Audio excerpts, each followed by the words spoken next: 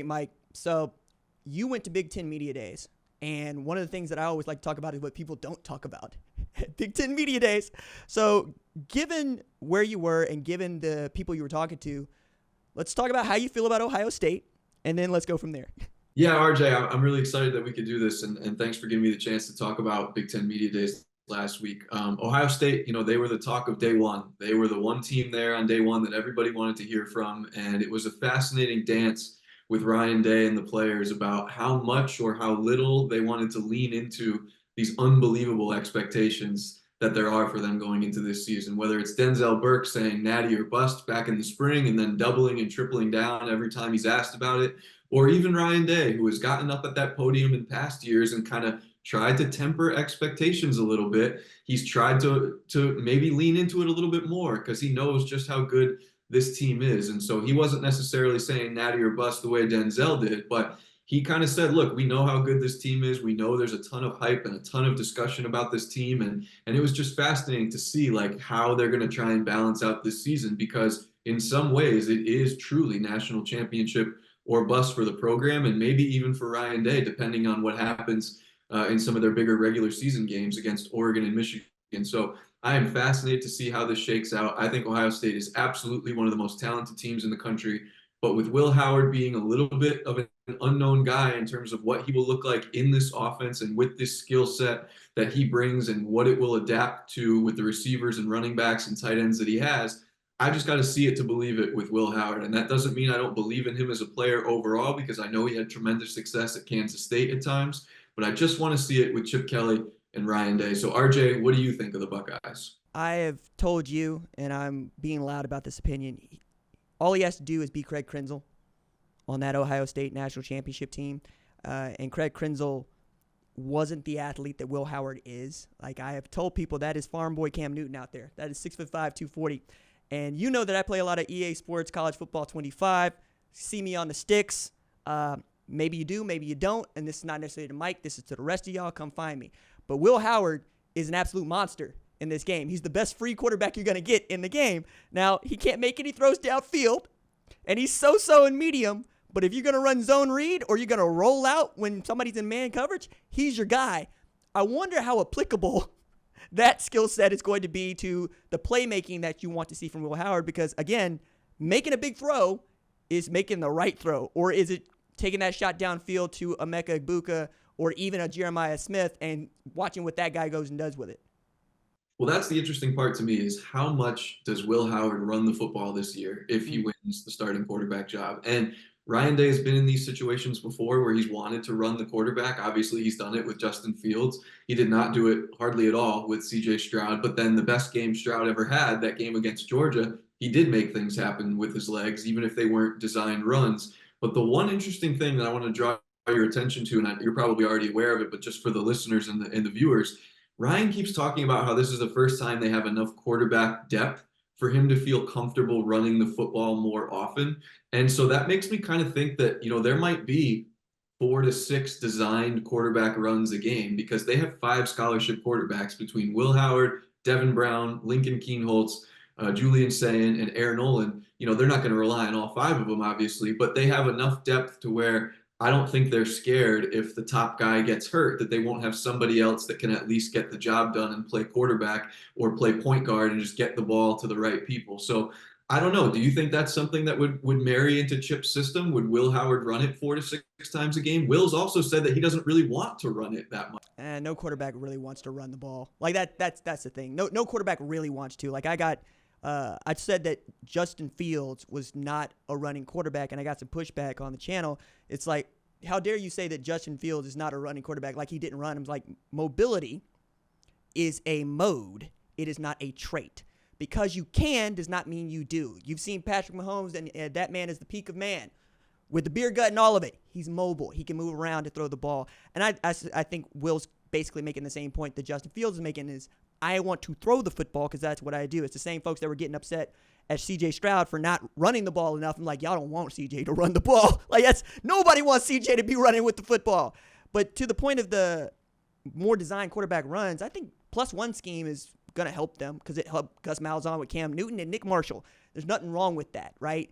I think the quarterback depth thing is a red herring on all of this, and I also think that we're not going to see that many quarterback runs because there's this dude named Quinshon Judkins and this other dude named Travion Henderson who get paid to do that, quite literally.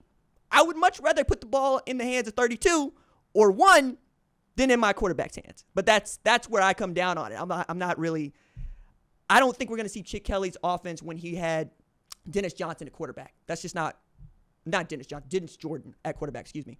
We're not going to see that.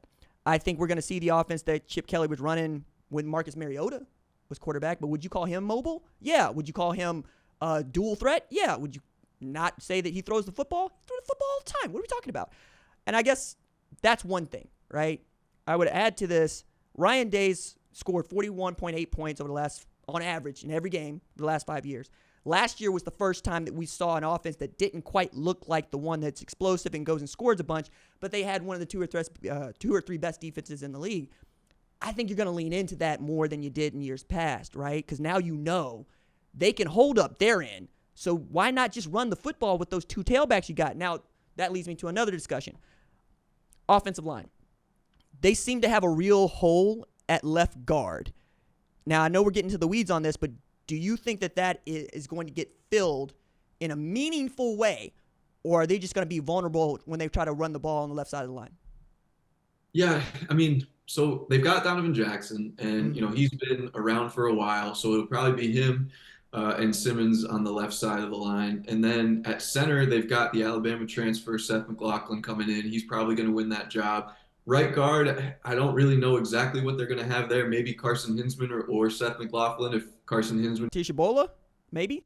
Yeah, Tegra Shabola is certainly Okay. in that mix as well. And then right tackle Josh Fryer. So I agree with you. I think this is the first time that there will be a Ryan Day team where the defense going into the season, people think it's going to be unquestionably better than the offense. And I think that is going to be more of the identity plus the running game.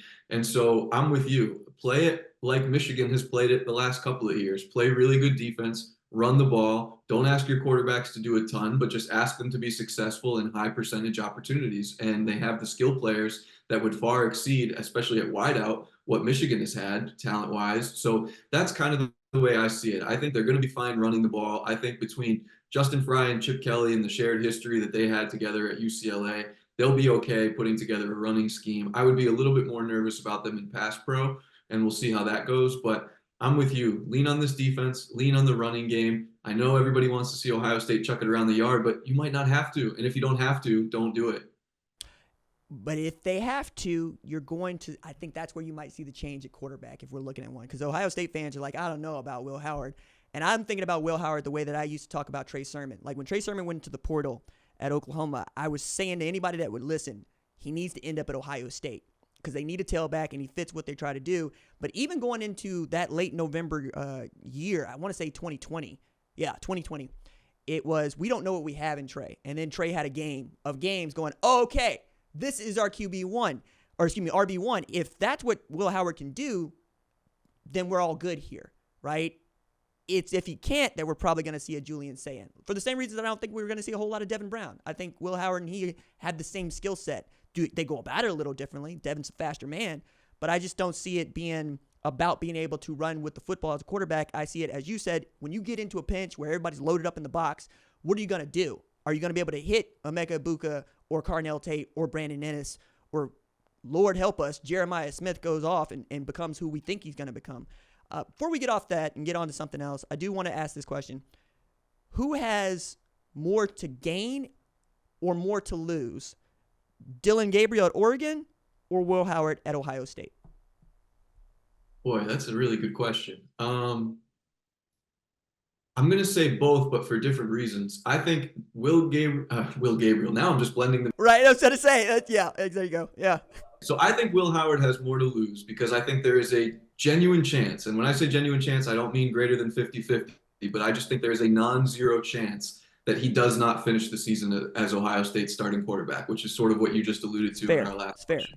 So I think he has more to lose in that sense because he could go from playing a lot to not playing at all or playing significantly less. Dillon Gabriel is going to be the guy all season unless he gets hurt. But Dillon Gabriel could have more to lose in that I think he's a bona fide Heisman Trophy candidate. And so if he doesn't play quite as well as we think he can, or if the numbers aren't quite what we expect based on what he did at Oklahoma and UCF, he might not get that big prize that he's hoping for. And I know he has other goals too. He wants to win a national championship. He wants to win a Big Ten title, of course. But I think he knows he's the most experienced quarterback coming back, one of the most productive quarterbacks in NCAA history. And I think he could be one of the best quarterbacks in the country this season. So it's like different ends of the spectrum, but both guys have a lot to lose. I guess I would lean more toward Howard just because he came here to prove that he can throw the football and better his draft stock at Ohio State. And if he loses his job partway through the season, then that would be a real indictment of what he was trying to do. And it would kind of further the narrative that maybe he wasn't even going to be the guy at Kansas State anyway with Avery Johnson. And that's a player I know you really like as well, RJ. I put it this way. If we're about winning, then Will Howard is the winner here, okay? Will Howard has won more Power 4 conference championships than Ohio State has in the last 3 years. He's also won a Big 12 championship, which Dillon Gabriel did not do. He also unseated an undefeated Texas Christian by himself, if we're being honest about this, in a Big 12 championship. I don't think that he was really threatened by Avery Johnson. I think they knew what they had, and if something should happen, you're probably gonna go to that. But I saw Will Howard against Texas, and I didn't see anything that I didn't like. I think you're seeing a lot of folks that are down on Will Howard ain't watched Big 12 football last year, and that is what it is, right? Whatever. You just don't like watching Big 12 football or didn't watch a lot of Kansas State. But I have, and I've seen his skill set, and I want to say that dude was majoring in finance or accounting before he got to Ohio State. So he's a very smart man on top of all of this, right? For Dillon Gabriel, I've been loud about this. If he has the kind of season plus 200 yards that Bo Nix had last year, he will leave this sport as the all-time leading passer. He will surpass Case Keenum and that number 1 overall total. And all he's got to do is go for 4,300 pass yards, 40 TDs, 3 picks or fewer, and do what Bo Nix couldn't do, win a Power 4 championship. I think that Gabriel has the most to lose on this because if for whatever reason you get the hook for Dante Moore, we know that it has gone bad in a way that Oregon fans ain't ready for. Will Howard, on the other hand, you're coming in this on a 50-50, right? You may end up leaving campus to starter. 6 weeks in, are you still going to be that guy? November, are you still going to be that guy? And if you're not, does it shock us? No. Can you transfer again? Oh, no. Maybe you will. Maybe you won't. But I think that he's got the most to gain, and I think Dillon Gabriel has the most to lose because we've already set the expectation. Like Dillon Gabriel is getting Heisman odds that are ridiculous. Will Howard, I think you can get the same money for him that you get for Travis Hunter, right? Which is to say, a quarterback's probably going to win this award, but if we give you the same odds, we give a guy going both ways on a team that went 4-8, that's how much faith we have in you as a starting quarterback. And Will Howard should use that to the best visibility to go play well.